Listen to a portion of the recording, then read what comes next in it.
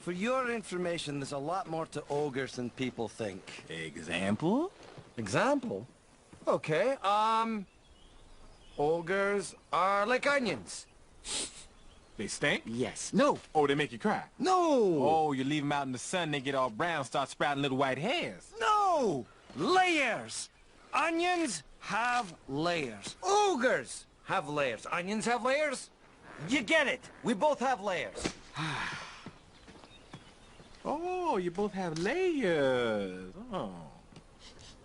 You know, not everybody likes onions. Cake! Everybody loves cakes. Cakes have layers. I don't care what everyone likes. Somebody once told me the world is gonna roll me. I ain't the sharpest tool in the shed. She was looking kind of dumb with her finger and her thumb in the shape of an L on her forehead.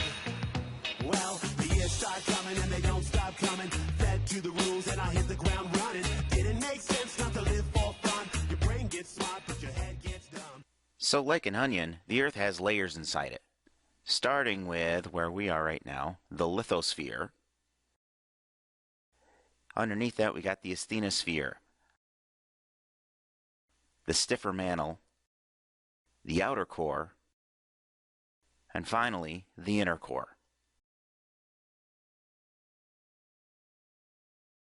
And you can see those layers on page 11 in your reference tables. We're going to see today that as we go deeper down through those layers, the properties change quite a bit. Also, a lot of what you need to know about the Earth's interior is right out of this chart, so I'm going to show you how to read it. We're going to start up here under density, and I want you to notice there are two main types of crust, continental crust and oceanic crust. You're going to need to know the difference between them. The good thing is, a lot of what you need to know is right here, like the type of rock they're made of, granite or basalt, and their density.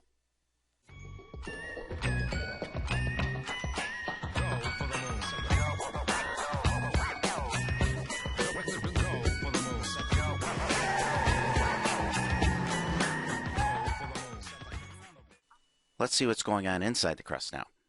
If you look at this area where you see the word trench, what we're seeing here is a type of convergent boundary. So the plates are crashing into each other. I want you to notice that one plate is being forced underneath the other. That's oceanic crust. Since it's more dense and it runs into the less dense continental crust, it sinks. We call this a subduction zone. It's a cool place, and they say it gets colder. You're bundled up now, wait till you get older. But the media men beg to differ, judging by the hole in the satellite picture. The ice we skate is getting pretty thin. The water's getting warm, so you might as well swim. My world's on fire.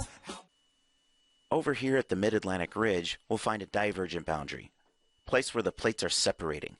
They're separating because of what's going on underneath them. In the asthenosphere, we have magma rising up and separating there, and it drags the plates along. We call this a rift zone.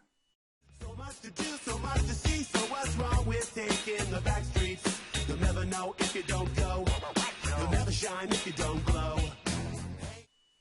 As you go down this diagram, you'll notice there are lines separating the layers. Each of these lines is called an interface.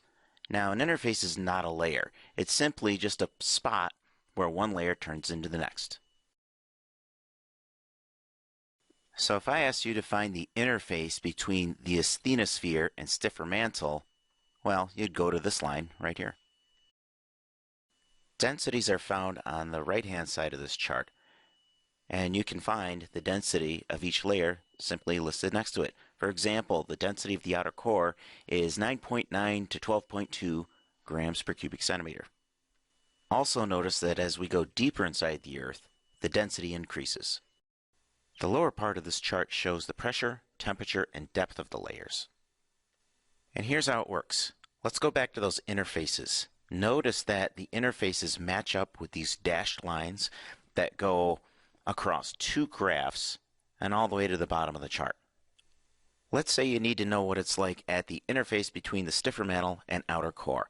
All you have to do is find that interface, follow the dashed line that matches up with it, down across the two graphs. If we stop at the first graph, pressure, find the spot where the dashed line intersects the pressure curve, and you get the pressure there. In this case, it's about 1.4 million atmospheres. To find the temperature there, you follow that same dashed line down to the graph right below it for temperature, and you see where the dashed line intersects the interior temperature curve. And in this case, it's right about 5,000 degrees Celsius. To find the depth, you just keep going all the way to the bottom, and you can see we're just under 3,000 kilometers. So you could say about 2,900, 2,950 kilometers, somewhere in that ballpark. Now, if you look at the trends on this chart, you'll see a pretty simple relationship. As depth increases, the density, pressure, and temperature also increase. What a concept. I could use a little fuel myself, and we could all use a little change. Well, the years start coming and they don't stop coming. Back to the rules that I'll hit the ground running. Didn't make sense. Now, some of the Earth's layers are liquid. The temperature graph can actually show you that. Here's how it works. Notice there actually are two curves on this temperature graph. One for the interior temperature, that's the actual temperature there, and the other for the melting point. That's this little dotted line here. That shows you how hot that area would need to get in order for that substance to melt. This part of the graph represents the stiffer mantle. Notice that the interior temperature is below the melting point. That means it is not melted, and it is therefore still solid. But if we go right below that into the outer core, we can see that the interior temperature is now above the melting point. That means this substance is now melted, and it's a liquid. Hey now, you're a rock star. Get the show on.